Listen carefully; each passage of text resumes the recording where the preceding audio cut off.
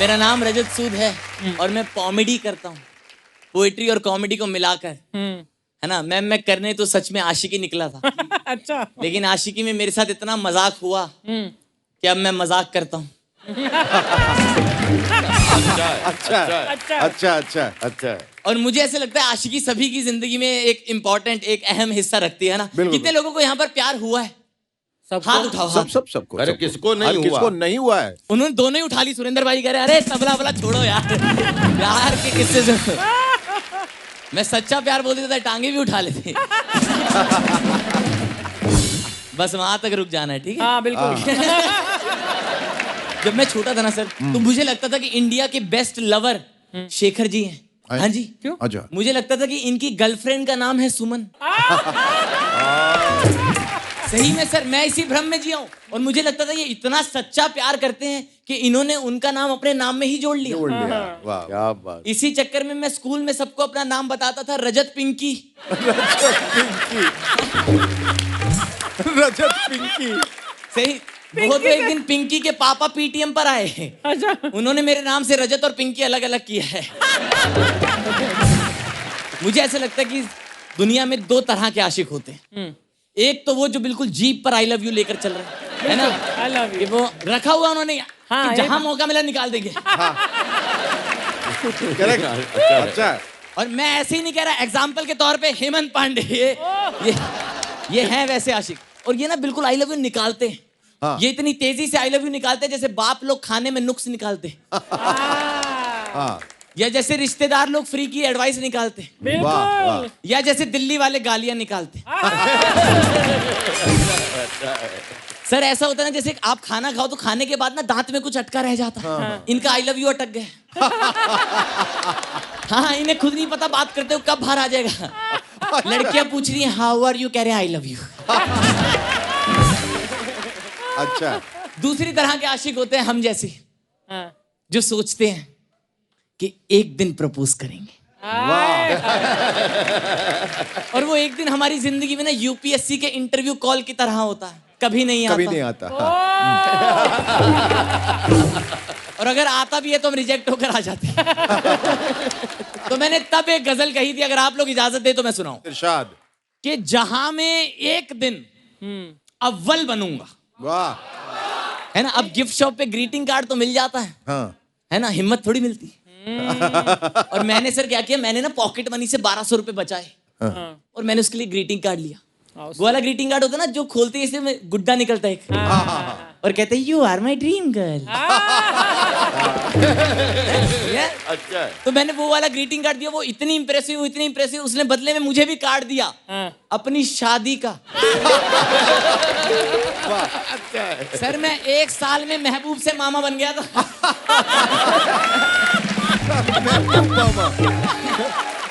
तो मैंने तब ये गजल कही थी कि जहां मैं एक दिन अव्वल बनूंगा, मगर तुम आज छोड़ो कल बनूंगा। और कभी बन जा शहद मेरी जुबां का। मुझे लगता है सर ये जो डेटिंग वाला कल्चर है ना सर, ये अमीर लोगों का है। हमारे इलाके में अभी भी वही वाली आशिकी चल रही है। कौन सी वाली? चाय की टपरी पे, हाय हाय। परचून की दुकान पे, भाड़े के मकान पे, चल रहा है अभी भी। जैसे हमारे इलाके में एक जगह है सर, उसका नाम है जैपनीज पार्क। अच्छा। अब आप खुद ही सोचो, जिसके नाम में जापानी आ रहा है वहां कैसी आशिकी चल रही हो। वहां के आशिक सर जापान की ट्रेन से भी फास्ट हैं। सही में मैं आपको बता रहा हूँ, जैसे अंकल लोग इधर पत्ते खेल रहे होते हैं, इधर आशिक लोग पत्तों के पीछे खेल रहे होते हैं। अच्छा। बहुत बढ़िया। इधर अंकल लोग पैसे दाव पर लगा रहे हैं और इधर आशिक लोग इज्जत। बहुत बढ़िया। और इधर अंकल लोग पत्तों पर थूक लगा रहे हैं।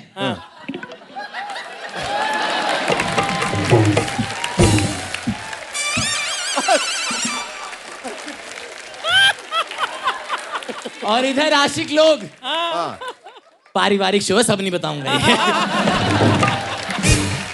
तो मैंने तब अगला शेर लिखा था कि कभी बन जा शहद मेरी जुबां का, मैं तेरे पैर की पायल बनूंगा। जहां मैं एक दिन अव्वल बनूंगा, मगर तुम आज छोड़ो कल बनूंगा। क्या बात। सुना है चांद साजिश कर रहा है। वाह क्या ख्याल है। जैसे सर आपने देखा होगा कि कुछ लोग पार्क के बाहर आशिकी करते हैं, जी। कुछ लोग कॉलेज के बाहर करते हैं, मैंने औकात के बाहर की थी। अच्छा है राजपाल बाबू का कहना है। ये औकात के बाहर है। अरे लग रहा है कि यही अंदर और बाकी सब बाहर है। मुझे लग रहा है शेखर सर और राजपाल सर के पुराने जख्म खुले हैं आज। हमारे जख्म सिले कब से कम मुझे खुलेंगे। तुम तो नासूर बन चुके हैं। और सर वो ना बहुत ज्यादा ही सुंदर थी, और ये ढांचा आप देख ही रहे हो। वो इतनी सुंदर थी, मैं उसका सपना भी देखता था ना, तो मेरे सपने में शीशा आकर हंसता था। उसने कई बार मुझसे बोला कि नींद में है तो कुछ भी मत सोच। 2-3 बार तो फरिश्ते खुद आए मुझे मना करने। अच्छा अच्छा उन्होंने मेरे को बोला, कह रहे तू कितने भी कैटरीना के सपने देख ले, मिलेगी तुझे कपिल की दादी। तो मैंने तब अगला शेर लिखा था कि सुना है चांद साजिश कर रहा है, सवेरे को निकल पागल बनूंगा, जहां मैं एक दिन अव्वल बनूंगा, बनूंगा। मगर तुम आज छोड़ो कल बनूंगा। वाह। और कहें सब देख ले औकात अपनी।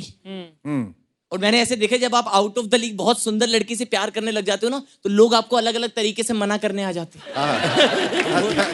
सबके साथ ये हुआ है ना। सबके एक साथ दोस्त हुआ है, है। हाँ ये इसने दुख में बताइए, कर हाँ यार तेरा यही तो बुलाने आया था कॉमेडी शो, यही याद दिला दी है।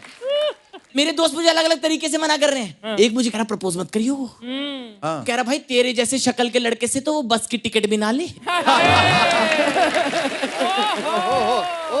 मैंने कहा वो तो बस में जाती भी नहीं। कह रहा तू कौन सा टिकट बेचता है, बेइज्जती समझ। क्या बात है, क्या बात है, क्या बात है। एक लड़के ने तो सर हद ही कर दी। मेरा एक दोस्त था, मुझे कहता उसे प्रपोज मत करियो भाई, उसे प्रपोज मत करियो, उसे प्रपोज मत करियो, वो तेरे मुंह पे थूक देगी। मैंने कहा है खुश हो गया। ये कौन सी लड़कियां हैं जो थूक के मना कर रही हैं। रोशन तुमने किया कभी ऐसे ही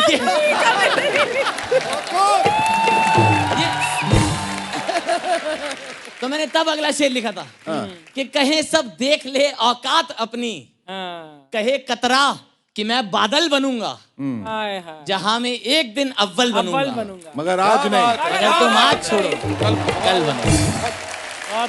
क्या बात। और कदम तक ना रखूंगा मंदिरों में।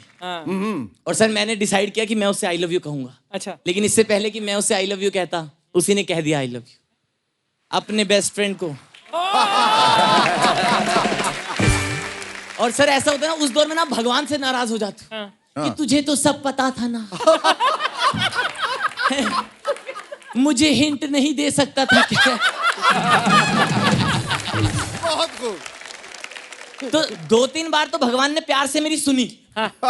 उसके बाद भगवान प्रकट होकर बोले, कह रहे अगर तू उसकी शक्ल देखने के बाद अपनी देखता तो मैंने काफी हिंट दी थी। कह रहे मैंने पहले तुझे साइंस दिलवाई, फिर इंजीनियरिंग करवाई, फिर बेरोजगार रखा। अगर तू ये सपना देखने से पहले अपना सेविंग्स अकाउंट देख लेता तो भी हिंट थी। बहुत बढ़िया। तो मैंने उस दौर में अगला शेर लिखा कि कदम तक ना रखूंगा मंदिरों में, मैं अगले जन्म में चप्पल बनूंगा, वाह। ओ जहां में एक दिन अव्वल बनूंगा, क्या बात, क्या बात, क्या बात। मगर तुम आज छोड़ो कल बनूंगा। और आखिरी शेर सुनिएगा जी। कि अभी खामोश बैठा देखते हो। मैंने उस दिन डिसाइड किया कि ये कहानी मैं उसे तो कभी नहीं कह पाया, लेकिन एक दिन सबके आगे कहूंगा। और आज मैं कहता भी हूं, सब लोग खुश हैं मेरे पापा के अलावा। क्यों?